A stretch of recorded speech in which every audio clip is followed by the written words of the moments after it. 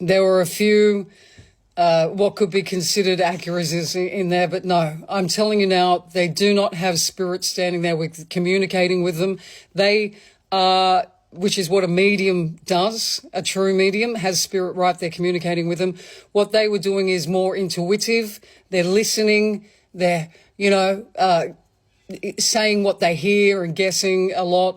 All right, I don't know what part this is when it finally gets uploaded, but she's incorrect. She's incorrect. From a medium who teaches it, lives it, does readings, it isn't always the same for everyone. Spirit isn't always standing there. I'm not even sure where she's getting that, if it's from a movie or something like that. She doesn't do it, and she doesn't understand it enough to know that you are absolutely listening to spirit. You are absolutely feeling spirit. You are absolutely having bodily reactions to spirit. You may choke up. You may go to your throat chakra. You may go like this. You may go like this. Would you understand? I remember one reading, I kept doing this, and I couldn't understand why. And finally, I was like, does she have, is there something wrong with her eyeball? And he goes, yeah, she has a glass eye. Okay? If I hadn't been doing this, now to her, that would not have been mediumship, because apparently I need to be looking at somebody like a movie and they need to be talking to me. That is not real. That isn't real. And if she was a medium and if she had done it, she would know that. I'm not saying that they're not passionate about what they do, because they obviously are, but it is not mediumship. That is a bold claim from someone who is not a medium. Again, I don't know how to express this more. I don't even like either one of them. I think that Dan had, in fact, I made notes. Hold on.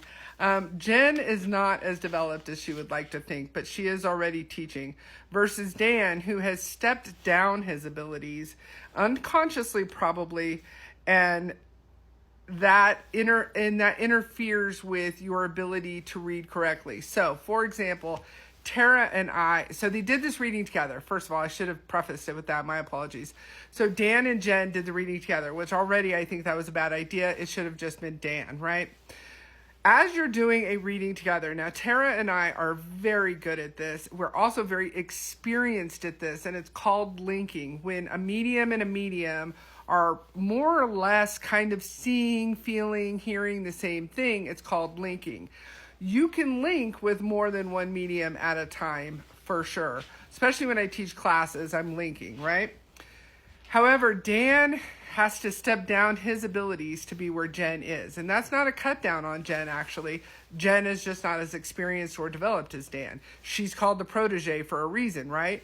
Ever since Dan brought Jen, and this is just my personal opinion, obviously, ever since Dan has brought Jen into his business, it has been chaotic. They have been fighting with everyone. They're battling people. There's police. There's lawsuits. That it's been absolute chaos. So Dan needs to think, how much does my business mean to me versus how much does propping Jen up on a pedestal mean to me? Again, personal opinion. I also believe that when Dan and Jen read together, hang out together, talk together on lives, Dan has to literally fight for airtime. Jen is mouthy, Jen is consistently talking, and Jen, when you see this, because I'm sure you will, dial it down. Dial it down. I mean, this is said in good faith, right? Your daughters are watching you. And you even said it on a live recently. You're like, I'm glad you didn't cuss. And then you turned around and cussed. And your daughter pointed it out. And you're like, well, that's because that's me. No, you were setting the example for your daughters to be professional mediums in the future. And you're doing poorly. Now, the part where I've dropped the ball.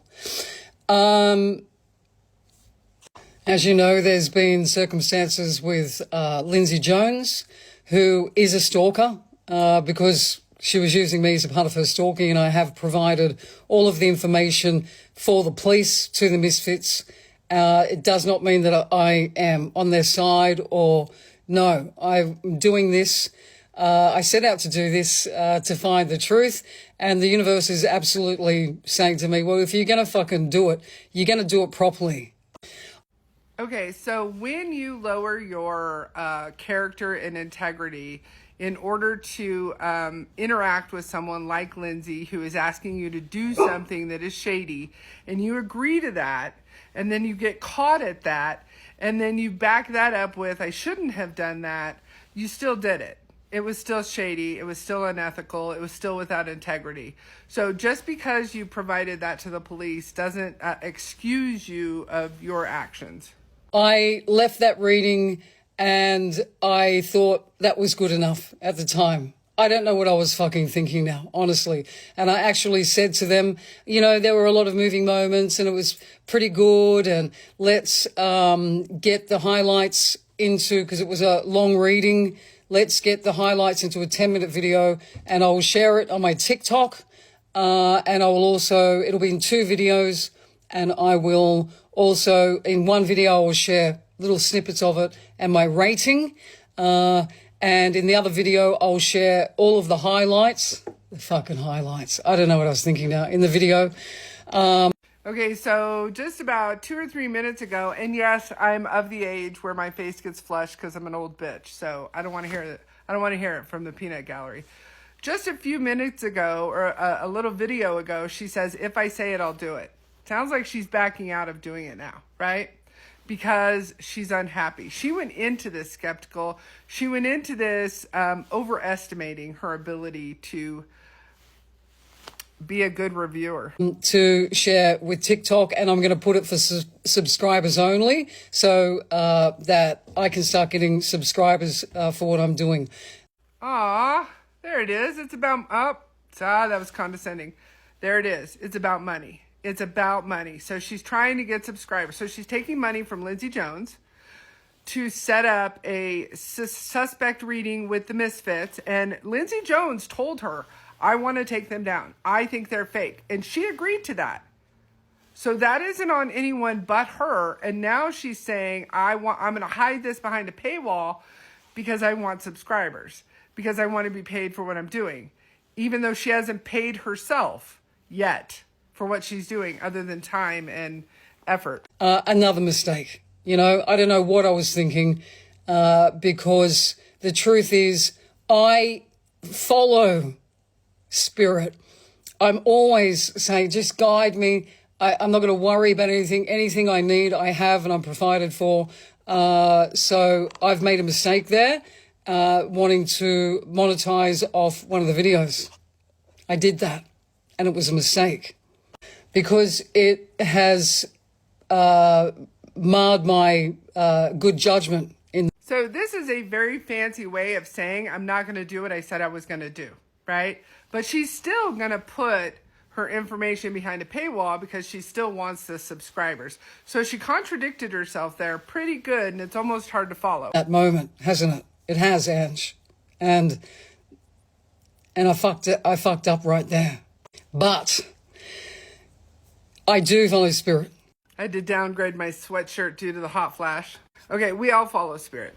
We all follow spirit. I had a teacher one time, well, she was really a circle leader, and she did something really shitty and like took me out of a rotation or something. And then she said, well, I have to do what Spirit says to do. And Spirit told me to do that. And I was like, Spirit didn't say shit to you. You're blaming Spirit for your own bitchiness. So when people say, I do what Spirit tells me to, they're abdicating their willpower. They're abdicating their responsibility. It's a cop-out. It's not cool.